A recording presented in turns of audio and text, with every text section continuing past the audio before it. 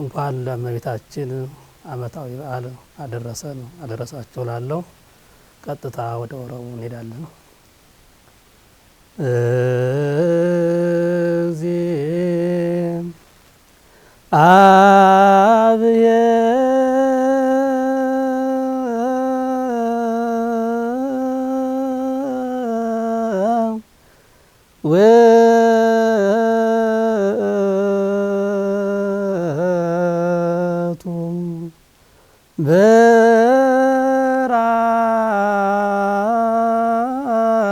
በራንኪ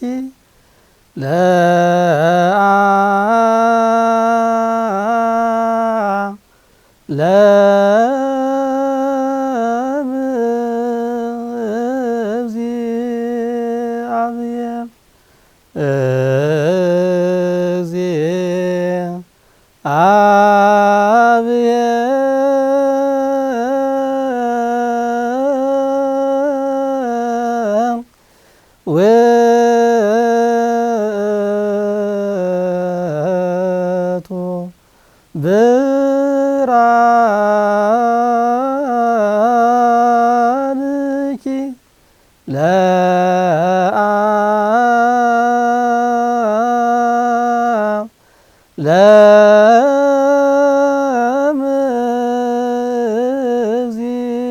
ለእግዚአብሔር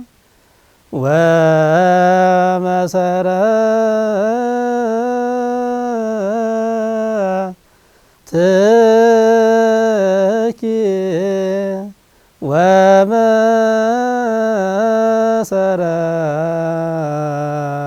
ወመሰረትኪ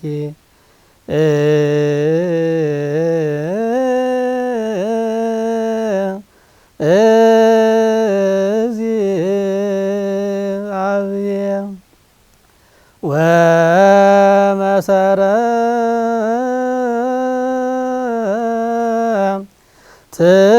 ወመሰረትኪ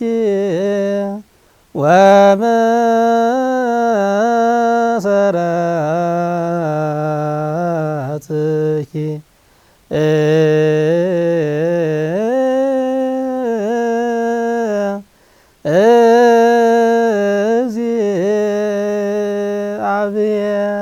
የእግዚአብሔር ቤተሰቦች ሁላችሁም ኢትዮጵያውያን የኦርቶዶክስ ተዋሕዶ ልጆች እንኳን ለሰኔ እመቤታችን ቅዳሴ ቤቷ ክብረ በዓል አደረሳችሁ አደረሰን። እንግዲህ ሰኔ ማርያም ብለን በየዓመቱ የምናከብራት ለሐዲስ ኪዳን ቤተክርስቲያን መጀመሪያ የሆነችው የእመቤታችን ቅዳሴ ቤቷ የታነጸችበት እና እሱን አስበን እመቤታችንን በዓሏንና እንዲሁም ደግሞ ቅድስት ቤተክርስቲያንን የምናከብርበት በዓል ነው። በዚህ መሰረት ወረቡን እንደሰማነው እግዚአብሔር ውእቱ ብርሃንኪ ለዓለም ወመሰረትኪ ለትውልደ ትውልድ ይያልቅ ብዝሃ ሰላምኪ የሚል ነው። ወረብ እንግዲህ በባህሪው ያንድን ቃል እግዚአብሔር ሙሉ የሚያካትት አይደለም። ቃል እግዚአብሔሩ የሚቀድመው ቃል እግዚአብሔር ከተባለ በኋላ ቀጥሎ የሚባል የምስጋና ክፍል ሲሆን ግን ሙሉን አጠቃሎ ሳይሆን ከተባለው ቃል እግዚአብሔር ሁለት ወይም ሶስት መስመር ወስዶ የሚባል የምስጋና ክፍል ነው። ከዚያ ቀድሞ በተለያየ የዜማ ስልት ይጸነጸላል፣ ቀጥሎ ወረቡ ይባላል። በዚያ መሰረት የተባለው ወረብ እንዳልነው እግዚአብሔር ውእቱ ብርሃንኪ የሚል ነው። መላውን ስንመለከተው እግዚአብሔር ውእቱ ብርሃንኪ የሚለው ቅዱስ ያሬድ ነው የተናገረው። ግን ከቅዱስ ያሬድ በፊት ቀድሞ ቅዱስ ያሬድ የሚያዜመው የሚያመሰጥረው የሚተረጉመው ከሊቃውንቱ ካለፉት ከብሉይ ኪዳን ወስዶ ከሐዲስ ኪዳን ወስዶ ስለሆነ በትንቢተ ኢሳይያስ ምዕራፍ 60 ላይ ስናነብ የምናገኘው ኃይለ ቃል ነው። መጀመሪያ የተነገረው ለኢየሩሳሌም ጽዮን ለምትባለው ለኢየሩሳሌም፣ ይልቁንም ነብዩ ኢሳይያስ በትንቢት መነጽር እስራኤልን መከራ ከርቀት አይቶ የተናገረው ነበረ እና አኮ እንከ ዘያበርህ ለኪ ፀሐይ መዓልተ በቀን እንደሚያበራ ፀሐይ የሚያበራልሽ አይደለም፣ በሌሊትም ፀሐይ ጨረቃ የሚወጣልሽ አይደለምና ያንቺ ብርሃንሽ የሌሊትም የቀንም ብርሃንሽ ጨለማ የማይገዳደረው ጠፈር ደፈር የማይከለክለው እግዚአብሔር ነው ብርሃንሽ፣ እግዚአብሔር ውእቱ ብርሃንኪ ለዓለም የዘላለም ብርሃንሽ እግዚአብሔር ነው እያለ ለጊዜው ኢየሩሳሌምም ሆነ እስራኤላውያን የሚገጥማቸው መከራ ቢኖርም ከዚያ መከራ በኋላ ግን የዘላለም ብርሃናቸው እግዚአብሔር እንደሆነ የተናገረበት ነው። ግን ኢሳይያስን ትንቢት ተከትሎ ትልቁ ጉዳይና ዓላማው እነ ቅዱስ ያሬድም ሌሎችም ሊቃውንት ያመሰጠሩት የቤተ ክርስቲያንን ጉዳይ ነው፣ የሐዲስ ኪዳንን ጉዳይ ያመሰጠሩበት ነውና የዘላለም ብርሃኗ ለቤተ ክርስቲያንም ሆነ በአጠቃላይ ቤተ ክርስቲያን ሲባል ህንጻው ብቻ አይደለም፣ እኛም ራሳችንን ቀዳሚዎቹ ቤተ ክርስቲያን የምንባለውና ለኛ የዘላለም ብርሃናችን የሚያበራልን የዘላለም ብርሃናችን እግዚአብሔር ነው። ይሄንንም ቀጥሎ ወእሁበኪ ትፍሥሕተ ወሐሴተ ለትውልደ ትውልድ ለልጅ ልጅ የሚበቃ በዘመን የማይገታ ለዘላለም አብሮ የሚኖር ደስታ እሰጥሻለሁ ብሎ ለቤተ ክርስቲያን በቤተ ክርስቲያን በኩል በእኛ በኩል ለቤተ ክርስቲያን ትንቢቱ ነቢዩ ኢሳይያስ የተናገረውን ቅዱስ ያሬድ ወስዶ ያመሰጠረበት ነው እና ስለዚህ ይህን ስናስብ ትንቢተ ኢሳይያስ ምዕራፍ 60ን አዋደን ከቅዱስ ያሬድ ድጓ ጋራ እንዲህ አመስጥረው ሊቃውንቱ በሰኔ ማርያም አገልግሎት ሲያመሰግኑበት የሚያድሩት ወረብ ነው። የመጀመሪያው ወረብ ማለት ነው። በልዋ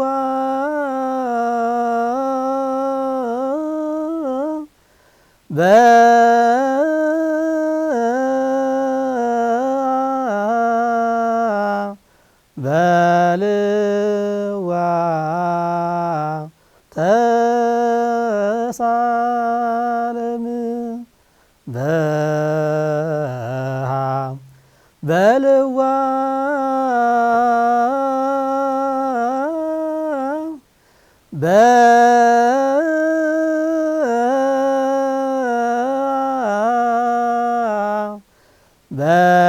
በልዋ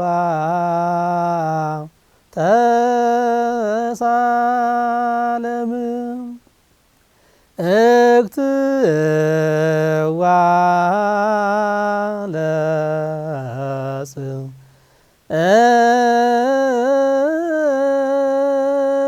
እዮን ወህቀ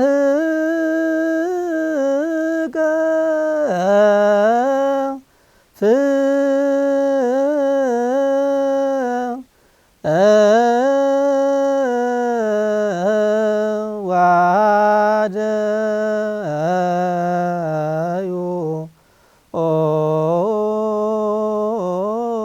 ልበክ ውስተ አይላ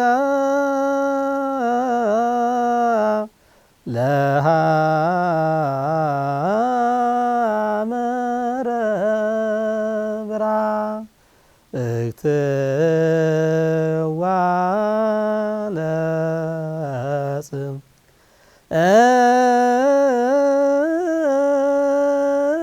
እዮን ወህቀ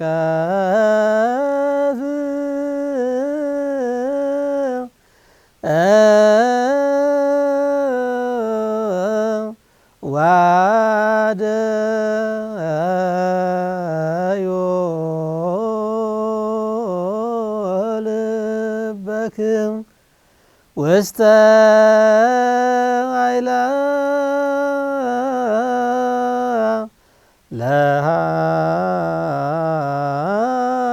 ለሐመረ ብርሃን። ከዚያ ቀጥሎ ቅዱስ ያሬድ ባዘጋጀው መሰረት ከቅዱስ ያሬድ በኋላ የተነሱ ሊቃውንትም እንዲሁ በየዘመናቸው ባዘጋጁት በሀበልዋ ተሳለምዋ እግትዋ ለጽዮን ወህቀፍዋ ደዩ ልበክም ውስተ ኃይላ እያለ የሚሄድ ዚቅ አለ። ከዚቁ የሚወጣ ወረብ ደግሞ አለ። ዚቅ ማለት ሙሉ ቃል እግዚአብሔር ነው። ከዚቁ የሚወጣ ወረብ ነውና በሀበልዋ ተሳለምዋ ማለት እንግዲህ ሁላችን ጧት ቤተክርስቲያን ስንገባ የምናስታውሰው ነው። በተለይ የምናስቀድስ ከሆነ ወደ ቅዳሴ ሲገባ እምነበሃ ቅድስት ቤተክርስቲያን እናታችን ቅድስት ቤተክርስቲያን እንደምን አደርሽ የሚል ሰላምታ ያቀርባሉ። ምእመናንም ከአደሩበት ቆይተው ሲመጡ ሊቃውንቱም እንደዚሁ ሲመጡ በዚያ መሰረት በሀበልዋ ተሳለምዋ ማለት ይህ ትእዛዝ ነው። ቤተ ክርስቲያንን ጽዮንን ጧት ማታ ተሳለሟት፣ እንዴት ዋልሽ እንዴት አደርሽ በሏት፣ ሰላምታ ስጧት ይላል ቅዱስ ያሬድ። ይህም የቅዱስ ያሬድ ብቻ አይደለም፣ የቀደሙት ሊቃውንት ቅድም እንዳልሁት እነ ኢሳይያስ ሌሎችም የብሉይ ኪዳን ነቢያት የተናገሩት ነው። እነ ቅዱስ ዳዊት እግትዋ ለጽዮን ወህቀፍዋ፣ ጽዮንን ክበቧት፣ እቀፏት፣ አክብሯት እያለ በታቦተ ጽዮን አንጻር ኢየሩሳሌምን፣ በኢየሩሳሌም አንጻር ታቦተ ጽዮንን፣ ይልቁንም ደግሞ እኛ የሐዲስ ኪዳን ዘመን ሰዎች ስለሆነ ከታቦተ ጽዮንም ተሻግሮ አማናዊቷን እመቤታችን ቅድስተ ቅዱሳን አማናዊቷን ጽዮን እንዲህ እያልን እንድንቀድሳት እንድናመሰግናት አባቶቻችን ሊቃውንቱ ክብር ይግባቸውና እግዚአብሔር በገለጸላቸው ምስጢር ልክ እንዲህ አድርገው ለዕለቱ የሚዘጋጅ ቃለ እግዚአብሔር ሰንቀው አስቀምጠውልናል ማለት ነው። ወሃለ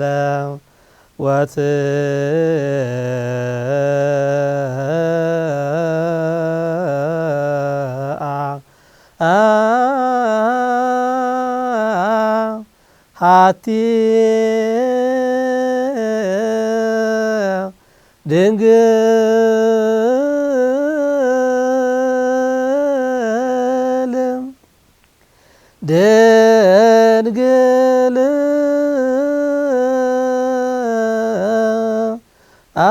አቲ ድንግል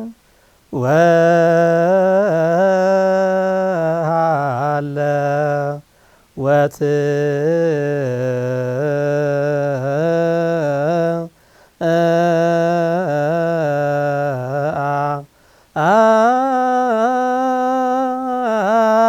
አቲ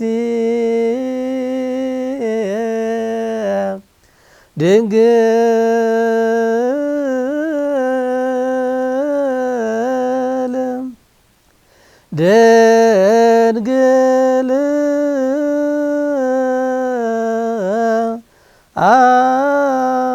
አቲ ድንግል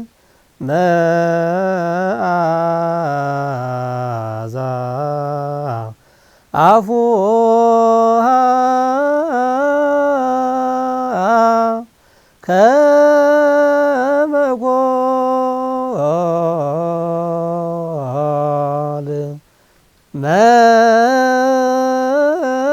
መዓዛ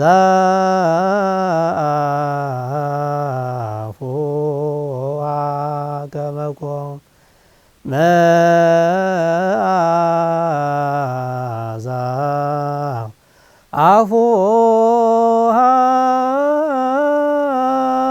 አፉሃ ከመ ኮል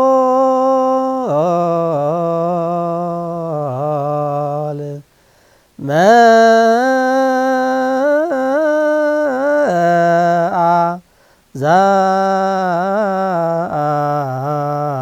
አፉሃ ከመ ኮል። ሶስተኛው ደረጃ ወሃለወት አሐቲ ድንግል ሰላም ለስዕርተ ርእስኪ የሚል መልክአ ማርያም ነው።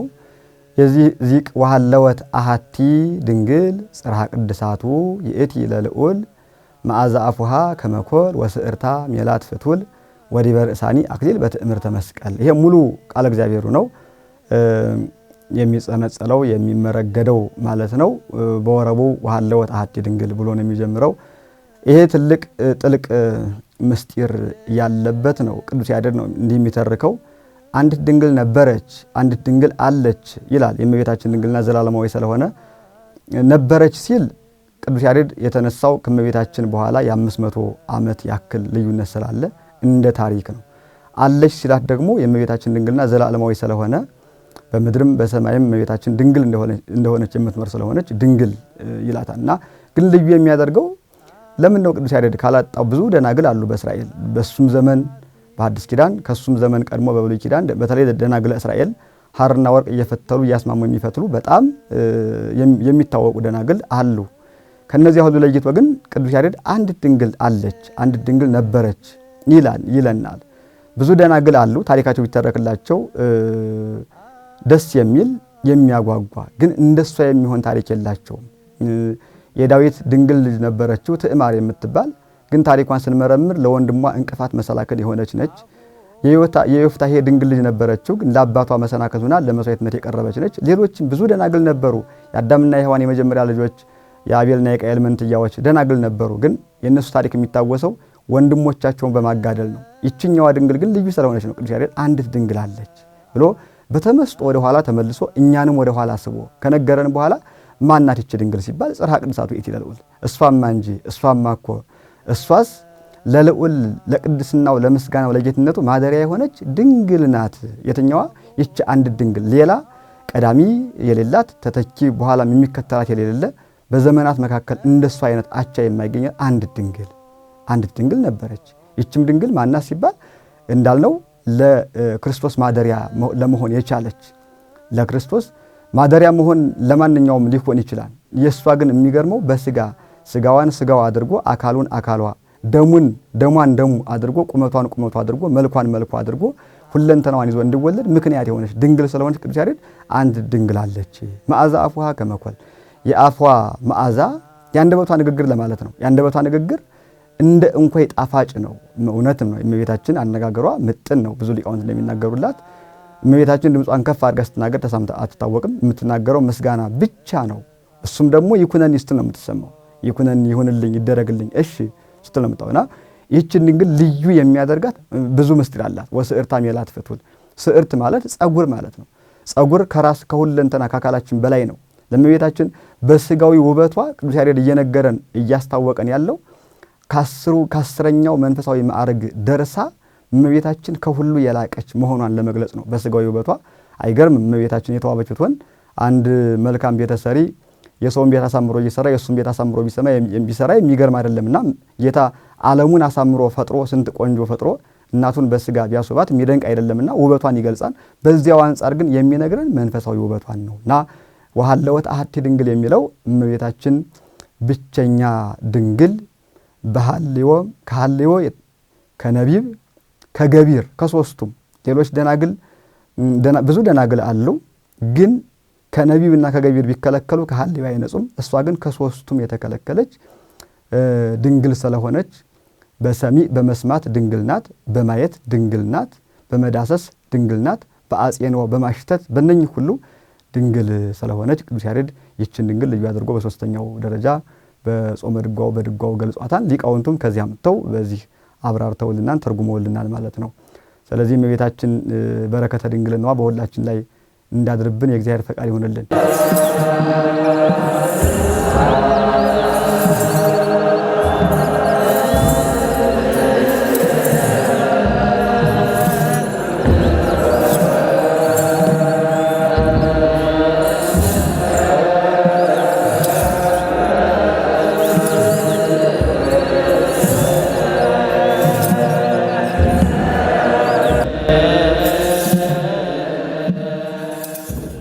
ጽርሐ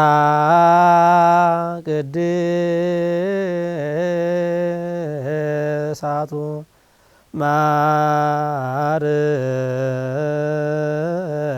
ማርያም ጽርሐ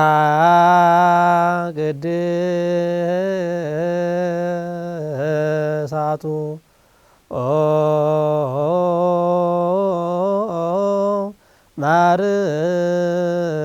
ማርያም ዘወ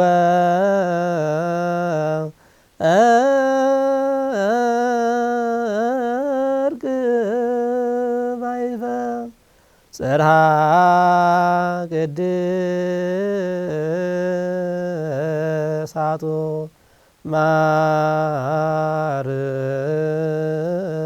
ማርያም ጽርሐ ቅድሳቱ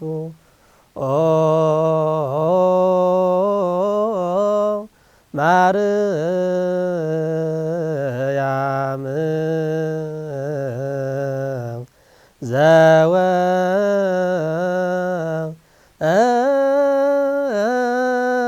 እርቅ ማይበ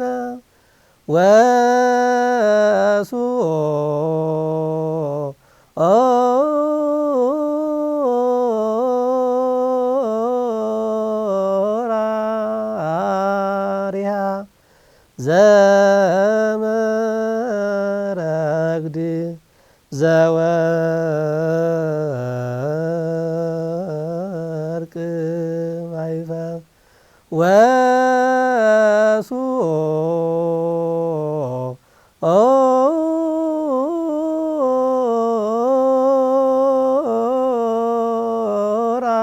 ወሱራርያ ዘመረግድ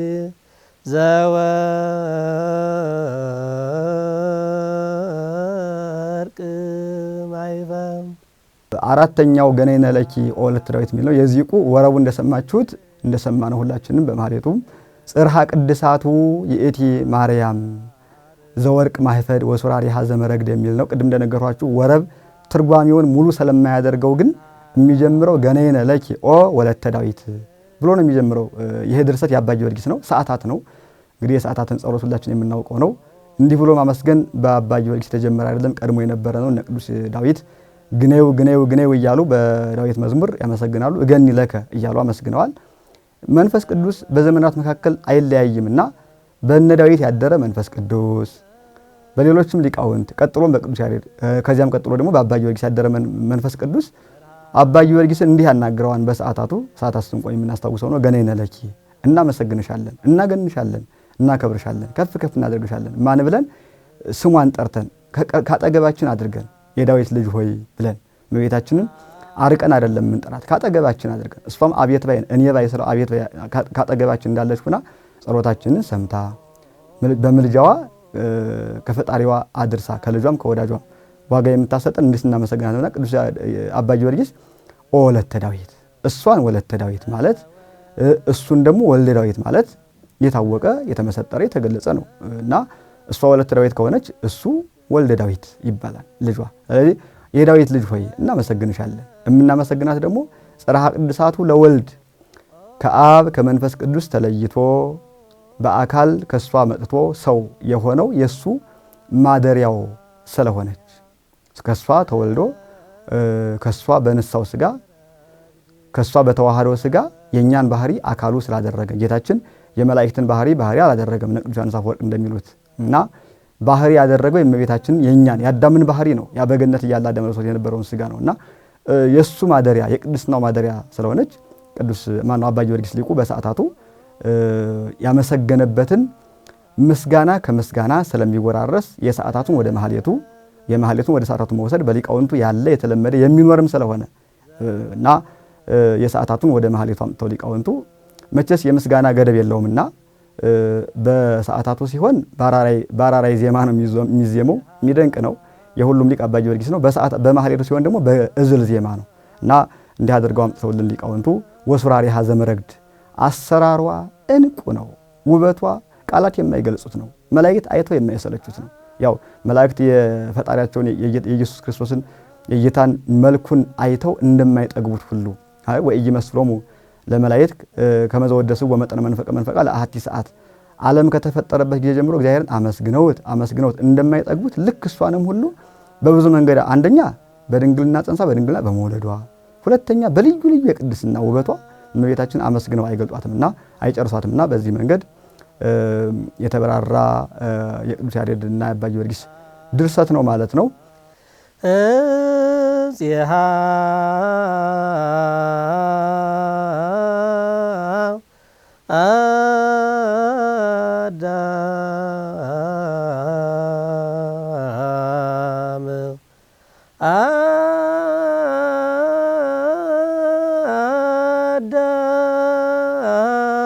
አዳም እዚሃ ለመካነ ነገም እንዚሃ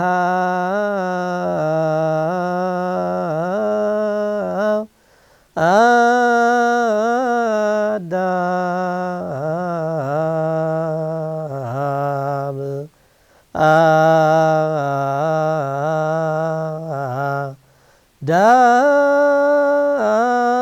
አዳም እንዚሃ ለመካነ ነገም አመልማለ ወርቅ አመልማለ ወርቅ ገበዋ ቲሃ አመልማለ አመልማለ ወርቅ አመልማለ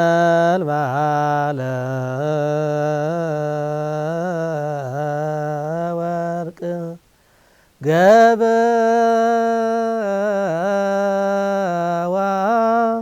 ቲሃ አመልማለ የሚቀጥለው ወረብ የተባለው አዳም ህንጽሐ ሃሌሉያ ብሎ የሚጀምር ነው። በዚቁ በወረቡ ግን ህንጽሐ አዳም ነው የሚለው እና ሃሌሉያ አዳም ህንጽሐ ሐመልማለ ወርቅ ገበዋቲሃ ጽዮንሃ አምሆኪያሃ የሚል ነው።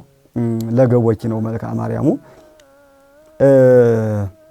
ይሄ እመቤታችንን ተፈጥሮ የሚያደንቅ ብቻ ሳይሆን በእመቤታችን አንጻር ቤተክርስቲያንን ጭምር የሚገልጽ ነው።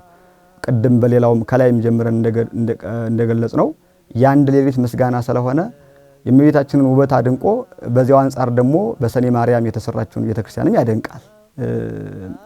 በዚህ ቤተክርስቲያን የምታድረው እመቤታችን የተቀመጠችው እመቤታችን ወገበ ልቡናዋ በወርቅ ሐመልማሎ ያጌጠ ነው ይላል ቅዱስ ያሬድ። ድርሰቱ የቅዱስ ያሬድ ነው። ሰለስት ነው፣ ጾመ ድጓ ነው እና እሷን ከገለጸ በኋላ ግን እመቤታችንን ከገለጸ በኋላ እሷ የምትቀመጥባትን ቤተክርስቲያን ደግሞ ይገልጻታል።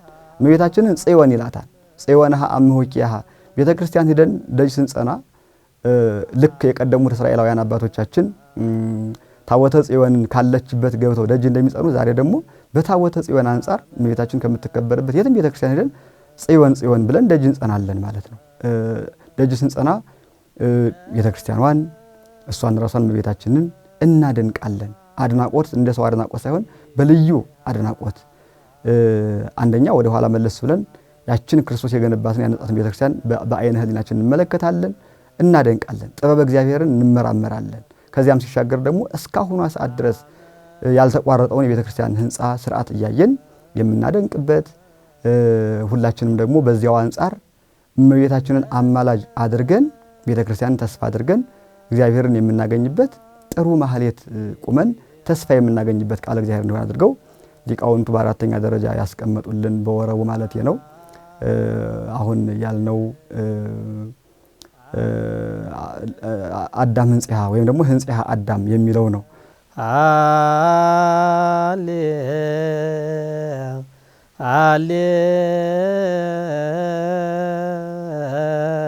ሃሌሉያ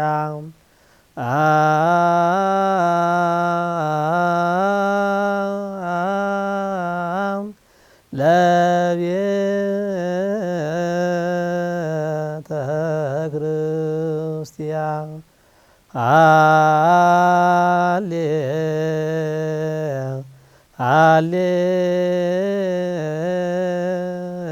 ሃሌሉያ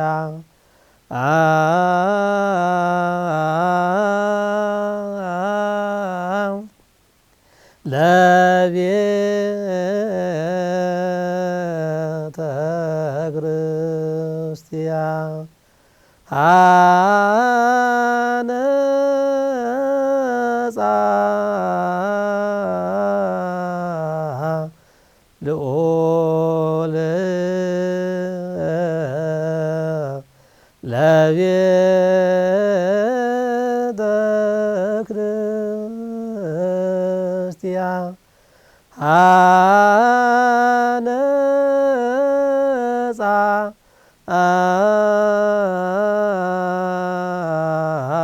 ልዑል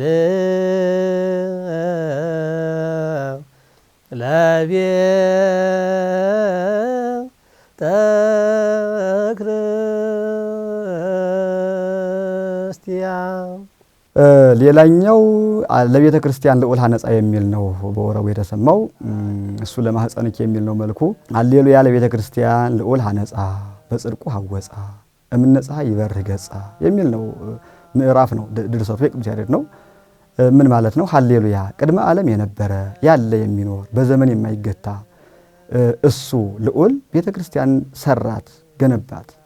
ይህችን ቤተ ክርስቲያን በቸርነቱ በምህረቱ በረድኤቱ ጎበኛት ቃለ በኋላ ውበቷንም ያደንቃል። ቅዱስ ያሬድ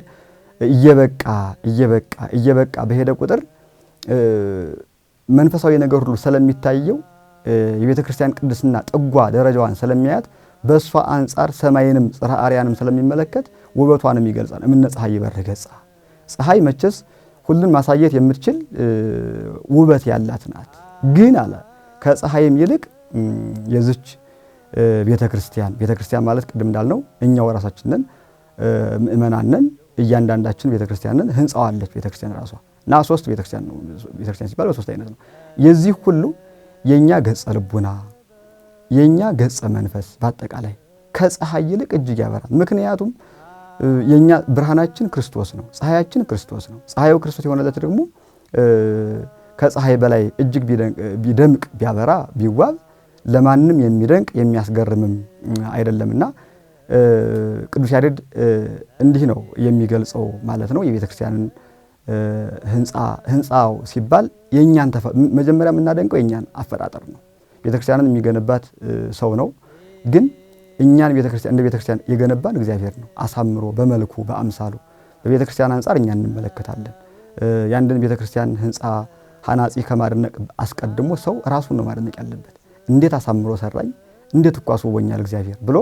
ምክንያቱም እኛ ነን የመጀመሪያዎቹ ቤተ ክርስቲያኖች የምንባለው። አንትሙ ውእቱ ታቦቱ ለመንፈስ ቅዱስ፣ የመንፈስ ቅዱስ ማደሪያዎች እናንተ ናችሁ፣ የእግዚአብሔር ቤተ መቅደስ ይላል ቅዱስ ጳውሎስ። እኛ የክርስቶስ ቤተ መቅደሶች ነን።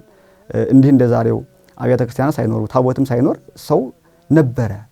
ሰው ደግሞ የእግዚአብሔር ማደሪያ ነው። ስለዚህ ጥበበ እግዚአብሔርና ራሱም ክርስቶስ በጣም የሚገርም እኮ ነው። 22ቱን ስነ ፍጥረት ፈጥሮ ከጨረሰ በኋላ እጅግ በጣም የተደነቀው በማን ነው ከተባለ በአዳም ተፈጥሮ ነው። ወርእየ እግዚአብሔር ከመ ጥቀ ሰናይ ነው የሚለው። ራሱ ፈጥሮት እጅግ መልካም እንደሆነ አየ ነው የሚለው። ስለዚህ አዳም የመጀመሪያው ቤተክርስቲያን ነው። በአዳም አንጻር ደግሞ ሁላችንም ቤተክርስቲያኖች እና እግዚአብሔር የሰራው ድንቅ የሆነ የኛ ተፈጥሮ ይደነቃል፣ ይመረመራል። ሲቀጥል ደግሞ የሐዲስ ኪዳን ቤተክርስቲያን ትመረመራለች። ኤየታ ጸውአ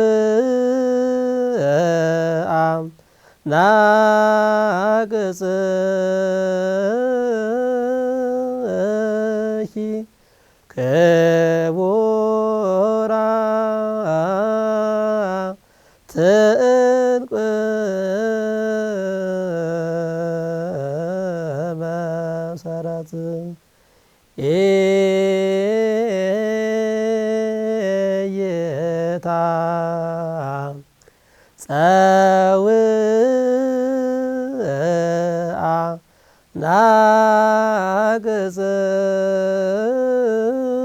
ናቅጽኪ ክቡራ ትንቅ መሰረት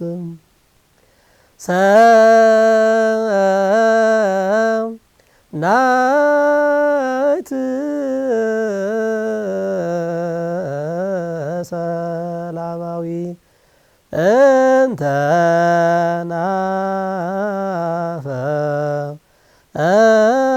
ናፈቅራ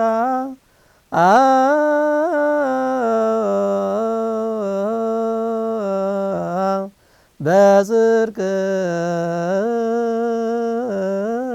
ሰላማዊ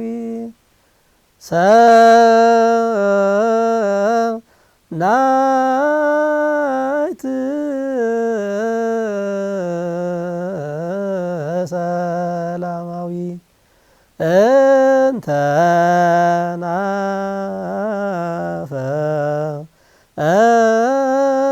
ናፈቅራ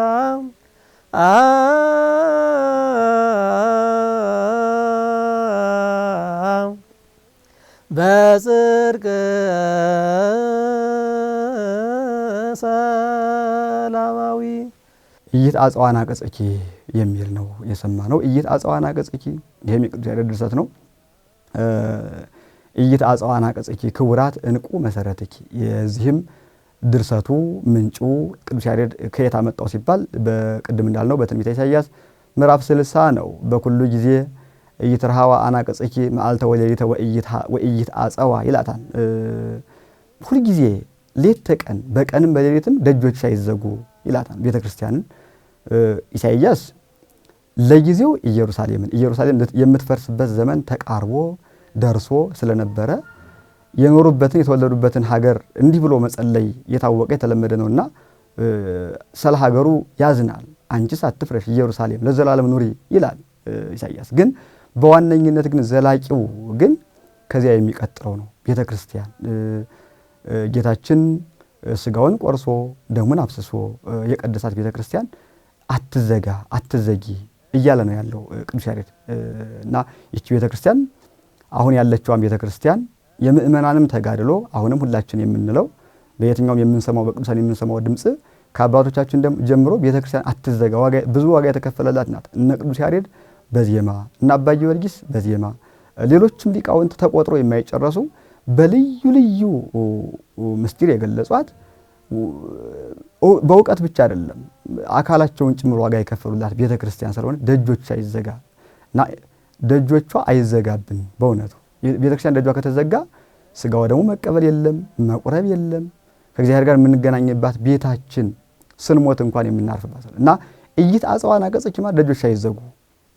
ደጆች እንዳይዘጉ ደግሞ ሊቃውንት አይጥፉ፣ ካህናት ይኖሩ፣ ምእመናን ይብዙ ማለት ነው። ይህች ቤተ ክርስቲያን ሰላማዊት ናት። ሰናይት ሰላማዊት እንተናፈቃ በእውነት ሌሎችን ነገሮች የምንወዳቸው በዚህ ዓለም በምናገኘው ጥቅም ምክንያት ነው። ይህችን ቤተ ክርስቲያን የምንወዳት ግን ከዚህ ዓለም የተለየ ዋጋ ጥቅም የምናገኝባት ስለሆነች አትዘጋብን ደጇ ትኑርልን ብለን የበቁት ሊቃውንት የቀደሙት የነገሩንን እኛም የነሱን ፈለግ ተከትለን በዜማ እግዚአብሔር እንጠይቀዋለን። ይህች ቤተክርስቲያን የምትገነባበትን ራሱ በወንጌሉ ያስቀመጠው ነው። በቅዱስ ጴጥሮስ አማካኝነት ሲናገር አንተ ኮክ ወደ በዛቲ ኮክ አንጻ ለቤተክርስቲያን አንተ አለት ነህ፣ በዚች አለት ላይ ቤተክርስቲያን አቆማታለሁ እገነባታለሁ። ዋና ቅጠ ሲኦል ይሄየልጓ የሲኦል ደጆች አይበረታቱባትም አያሸንፏትም። ዛሬም ጸሎታችን የሊቃውንቱም ጸሎት የማህሌቱ ጸሎት አሁን በማህሌትም ያለው የምእመናኑ ጸሎት ይሄ ነው። ቤተክርስቲያን ደጆቿ እንዳይዘጉ የሲኦል ደጆች እንዳይበረቱባት ቁልፎቿ እንዳይሰባበሩ ነው እና እንዲህ እንዳትሆን እግዚአብሔር ቤተክርስቲያንንም ሀገራችንን እንጠብቅልን የሁላችንም ጸሎት መሆን አለበት። ይሄ ነው ማለት ነው።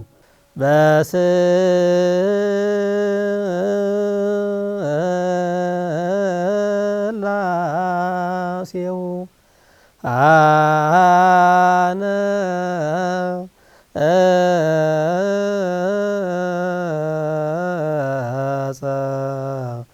አነጸ ጠግባ ለማርያም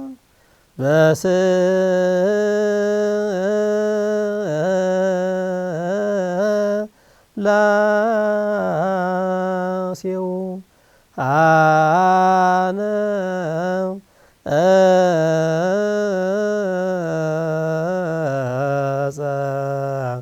አነጸ ጠግባ ለማርያም ሰመየ ሰማይ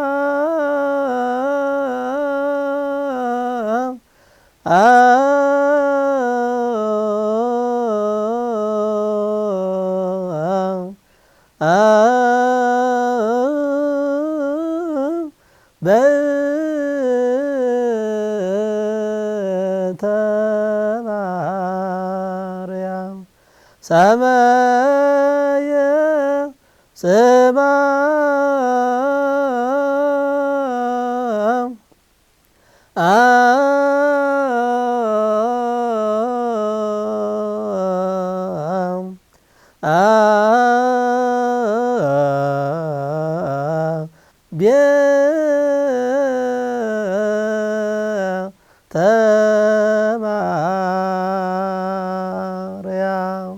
የሚቀጥለው ማህሌተ ጽጌ ነው አሁን የተሰማው። ማህሌተ ጽጌ ይባላል። ማህሌተ ጽጌ በየክብረ በዓሉ እየገባ አንዳንድ ማህሌተ ጽጌ ይባላል። በዘመኑ ሁሉም ማህሌተ ጽጌ ይባላል። ከዘመኑ ውጭ ሲሆን ግን ከማህሌተ ጽጌ አንዳንድ እየገባ ይባላል። ወረቡ በስላሴው ሐነጸ ጥቅማ ቤተ ማርያም ሰመየ ስማ የሚል ነው። ግን ከወረቡ አስቀድሞ የሚባለው ማህሌተ ጽጌ ግን እጅግ ግሩም ምስጢር ያለው ነውና በሰላስ አይባን ገጸ ስላሴሁ ለአምሮ ሐኒጸ ቤትኪ ድንግል ድኅረ ፈጸመ ሳርሮ ይላል። እንግዲህ ሰኔ ማርያም ቅድም በመግቢያችን እንዳልነው ህንጸተ ቤተ ክርስቲያን የተጀመረበት ነው። ቅዳሴ ቤቷ ነው ለእመቤታችን።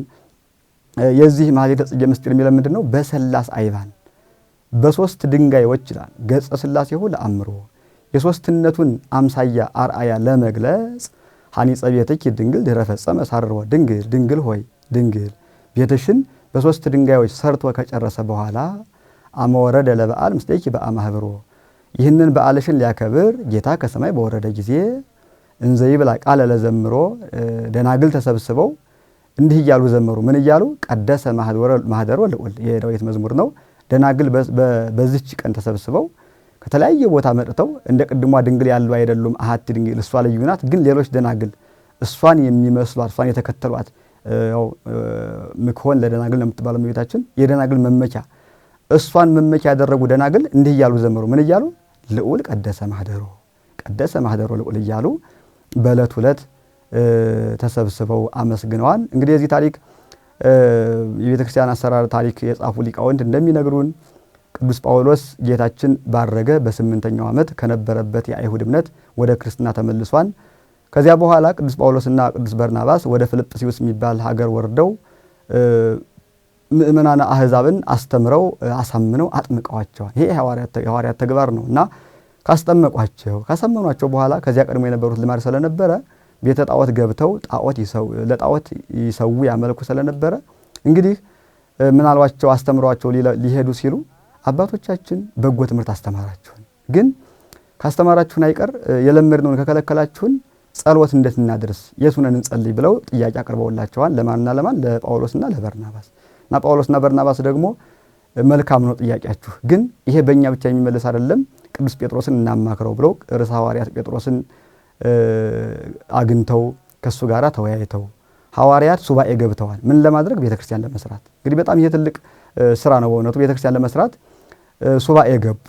ሱባኤያቸውን ሲጨርሱ ሰኔ 20 ቀን መሆኑ ነው የእመቤታችን የዋዜማዋ ዕለት ጌታችን በፊልጵስዩስ ሐዋርያትን ሰበሰባቸው እና ሲሰበስባቸው ቅዱስ ዮሐንስ ጠጋ ብሎ ያው ቅዱስ ዮሐንስ ለጌታ በጣም ቅርብ ሐዋርያ ነው። ከምሴተ ሐሙስ ጀምሮ እንደምናውቀው ማን ነው የሚያሰቅልህ ብሎ እንደጠየቀው ሁሉ ዛሬም ቀርቦ ጌታ ለምን ሰበሰብህን ምክንያቱም ብሎ ጠየቀው።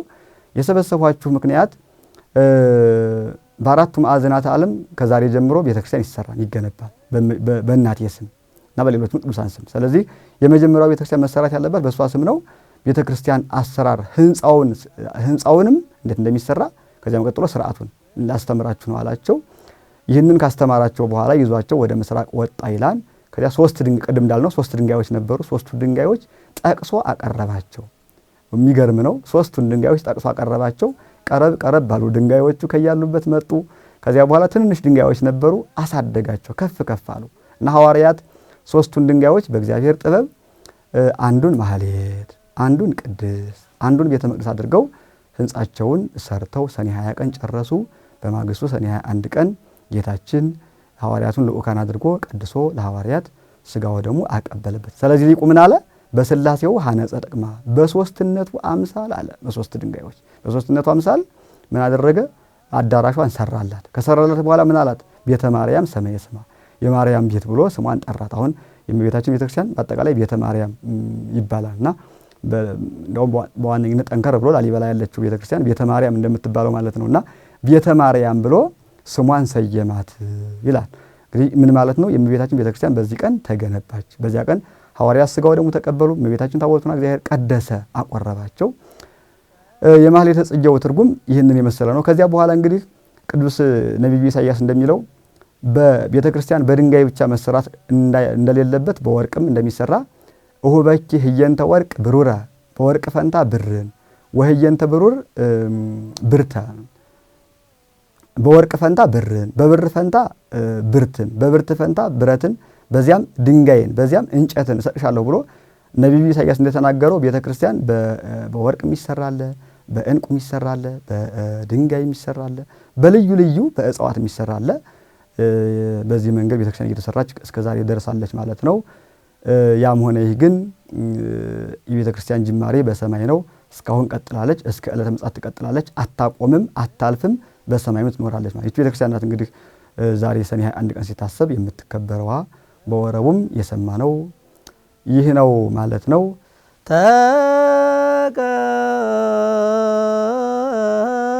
ተቀደሲ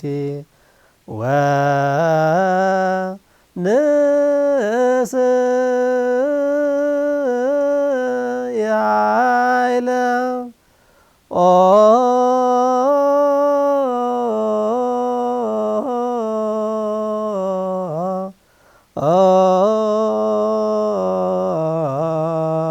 ቤተ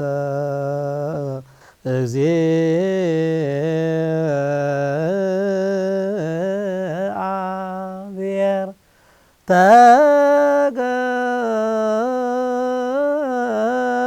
ተቀደሲ ወንስእ ያይለ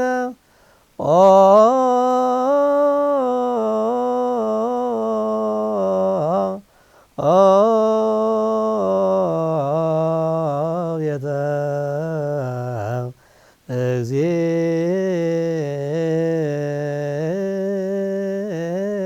እግዚአብሔር እስመ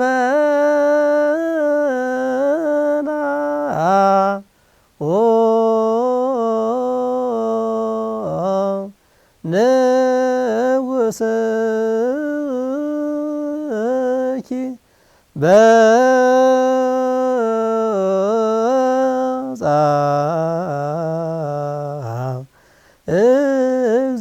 እግዚአብሔር እስመ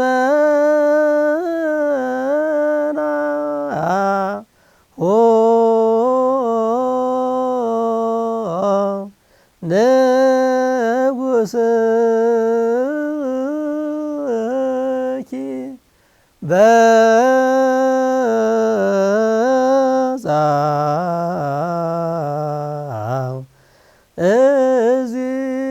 እግዚአብሔር አመ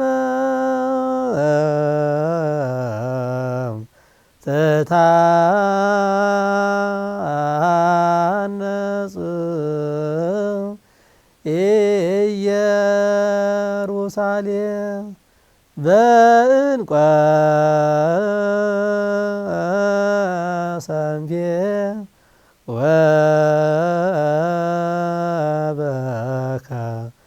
ወበከዲን በዕንቈ ሰንፔር አመ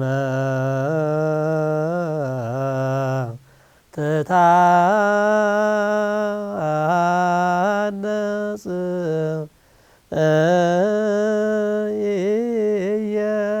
ኢየሩሳሌም በዕንቈ ሰንፔር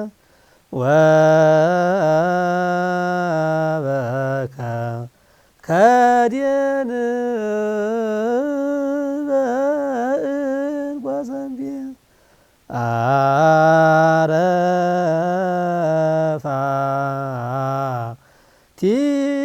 አረፋቲአኒ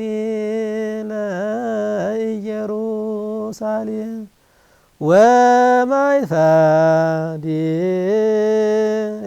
ወማይፈዲሃኒ በወርቅ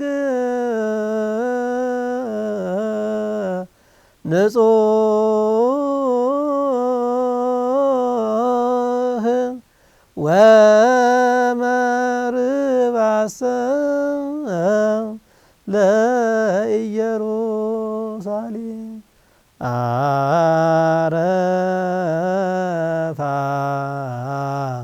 አረፋቲአኒ ለኢየሩሳሌም ወማይፈዲሃኒ በወርቅ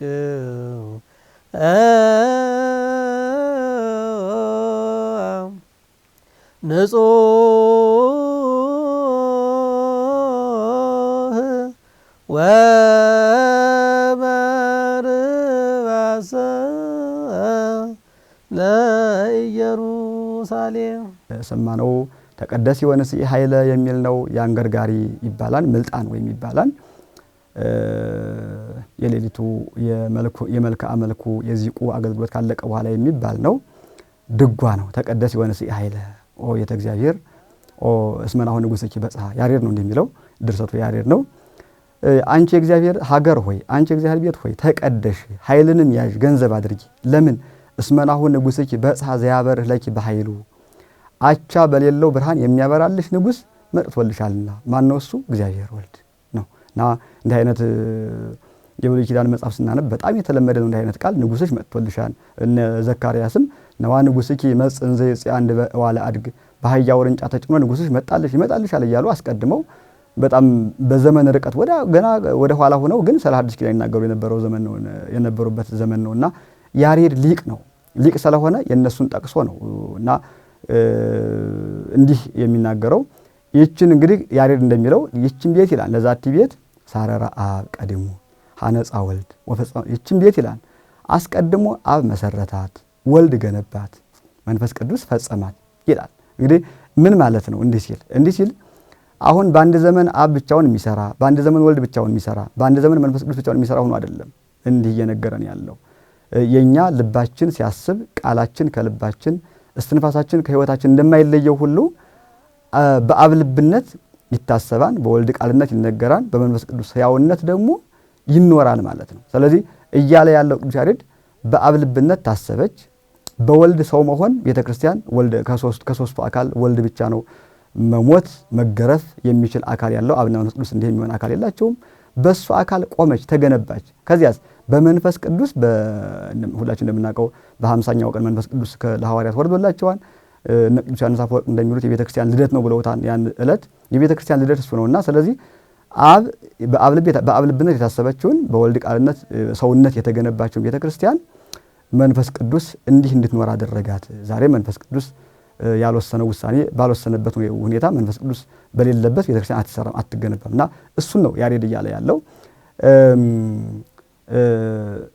ሐዋርያት መሰረት ናቸው ለኛ። ከዚያ ቀጥሎ ሊቃውንት ግድግዳዎች ናቸው። አሁን ያለነው እኛ ደግሞ እነሱን ተከትለ የምንኖር ጣሪያዎች ነን ማለት ነው። እና የቤተ ክርስቲያን አኗኗር ይህንን የመሰለ ስለሆነ ቅዱስ ያሬድ በዚህ መንገድ ተቀደስ ወንስኢ ኃይለ ብሎ አመስግኗታል። የመጨረሻው እስመ ለዓለም ይባላል። ዓመት ታነጽ ኢየሩሳሌም ነው የሚለው። ዓመት ታነጽ ኢየሩሳሌም በዕንቆ ሰንፔር ወበከርከድን ወበዕንቆ ክቡር። ይሄ በመጽሐፈ ጦቢት ሁላችን እንደምናውቀው ከ81 መጽሐፍቶቻችን እኛ ከምናነባቸው በትርጓሜ ከምንማራቸው ከ81 መጽሐፍት አንዱ መጽሐፈ ጦቢት ነው። በመጽሐፈ ጦቢት ምዕራፍ 13 ላይ ጦቢት የሚባለው ሰው ግሩም አድርጎ ያስቀመጠውን ያሬድ በዜማ በኋላ እና ያ ጦቢት ምን ይላል? ነፍስ የተባረኮ ለእግዚአብሔር ንጉሥ አብይ፣ ታላቁን ንጉሥ እግዚአብሔርን ሰውነቴ ታመሰግነዋለች ይላል። እንዲህ የሚለው ጦቢት በስደት ሀገር ሆኖ ነው። ግን ለምን ሲባል ይላል እስመ ትታነጽ ኢየሩሳሌም በዕንቆ ሰንፔር በዕንቆ ሰንፔር ወበመረግድ። ኢየሩሳሌም እንዲፈርስ አትቀርም፣ ወደፊት ትገነባለች፣ ያምርባታል። እንዲህ ፈራርስ አትቀርም፣ ዘሩባቤል ይነግስባታል፣ እስራኤል ይገብሩባታል። እና ይህ ብቻ አይደለም፣ ግን በጣም በትልቁ አረቀን ስንመለከተው ደግሞ መላእክት ደጅ ጠኑባታል፣ እመቤታችን ጌታን ትወልድበታለች ብሎ አስቀድሞ እነ ሚክያስ የተናገሩትን ሰላየ ጦቢትን በበኩሉ የታሪክ ሰው ብቻ አይደለም ቅዱስም ጭምር ስለሆነ ስለሷ ይናገራል። እንግዲህ አረፋቲሃኒ ወማይፈድሃኒ በወርቅ ንጹህ ነው የሚለው። አረፋቲሃ ማለት መሰረቷ፣ ማይፈድሃ ማለት ይሄ ምንድነው ሰውነቷ፣ ህዋሳቷ አጠቃላይ እነዚህ ሁሉ በዕንቁ ነው የሚገነቡት። ወመርህባኒ አደባባይዋ ለኢየሩሳሌም ሲሆን ነው። ግን ለቤተ ክርስቲያን ሲሆን እንዲህ አይደለም። አረፋቲሃ ሲባል ቅድም እንዳልነው ሐዋርያት ነቢያት ናቸው የኛ መሰረት እነሱን ነው እያለ ያለው። ማኅፈዲሃ ሲባል ሰማዕታት ሊቃውንት ናቸው ደማቸውን ያፈሰሱላት ማለት ነው። ከዚያም ሲቀጥል ሊቃውንቱ ናቸው የቤተ ክርስቲያን ውበቶች እነሱ ስለሆኑ እና መጽሐፈ ጦቢት ጥሩ አድርጎ ያስቀመጠውን ያሬድ እንዳለ አምጥቶ ቤተክርስቲያን የምትሰራበትን ሁሉ በእንቁ አትራኮስ ወበእንቁ ሶፎር ወርቆች ናቸው እነዚህ የወርቅ አይነቶች ናቸው። በእነዚህ ትሰራለች። ግን ከወርቅም በላይ ወርቅ ማለት ለኛ በወርቀ ደሙ የዋጀን እግዚአብሔር ነው። ለኛ ወርቃችን እንደው በምሳሌ ለመግለጽ ያክል ነው እንጂ ቤተክርስቲያን የተሰራችው በክርስቶስ ወርቅነት ነው። ወርቀ ደሙ ነው። በሱ ነው በወርቀ ደሙ የዋጀን ነው የምንለው እና በሱ ነው እና እነሱ ምን እያሉ ያመሰግኑ ነበር? ሃሌሉያ ሃሌሉያ እያሉ ያመሰግኑ ነበር። ያሬድም ይሄን ነው የሚለው። ከዛም ሌሎች ሊቃውንት ይትባረክ እግዚአብሔር ዘአልዓለ ጽዮንም ኩሉ ዓለማት ከዓለማት ሁሉ ለይቶ ጽዮንን ያከበራት እግዚአብሔር ይመስገን የሚል ይዘት ያለው በጣም እጅግ ደስ የሚል የቅዱስ ያሬድ ስመ ለዓለም ነው የነበረው። ይህንን የመሰለ አገልግሎት ነው የሚከወንበት የተከወነው በማህሌቱ ማለት ነው። እንግዲህ የአባቶቻችን የሊቃውንቱ በረከት እኛም ደግሞ የማህሌቱ ተሳታፊ የሆነው በአጠቃላይ የኢትዮጵያ ኦርቶዶክስ ተዋሕዶ ቤተክርስቲያን ልጆች የቤተክርስቲያን አምላክ ሁላችንንም ይርዳን፣ በረከቱም አይለየን። የቅዱስ ያሬድ በረከት በሁላችን ላይ ይደርብን። ስለ ሁሉም ነገር እግዚአብሔር አምላካችን ስሙ የተመሰገነ ይሁንልን። ተቀደሲ ወንስይ ኃይለ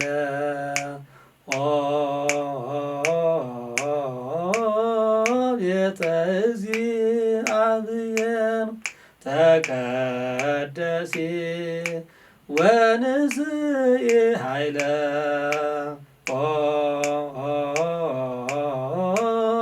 ቤተ እግዚአብሔር እስመ ናሁ ንጉሥኪ መጻ እግዚአብሔር እስመ ናሁ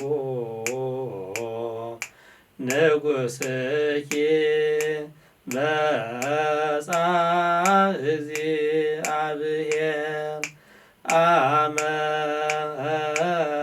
ትታነጽ ኢየሩሳሌም በዕንቈ ሰንፔር ወበከርከዴን በዕንቈ ሰንፔር አመ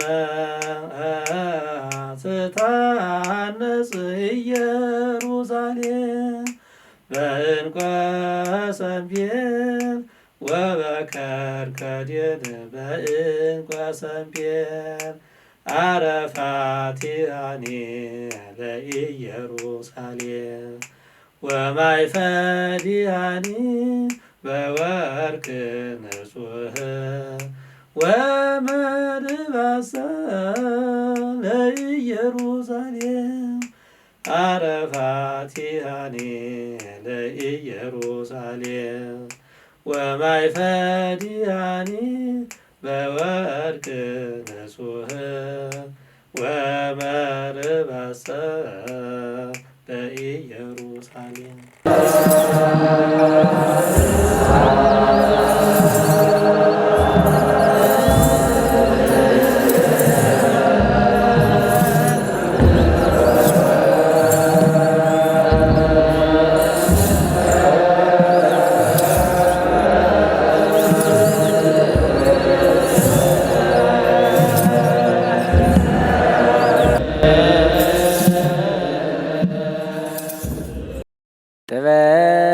ጥበብሰ መድኃኒነ ውእቱ ዘቤዘወነ በጥብሐ ሥጋሁ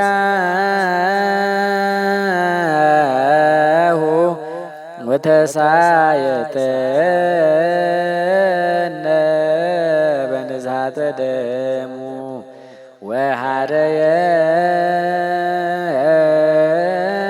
ወሃደየነ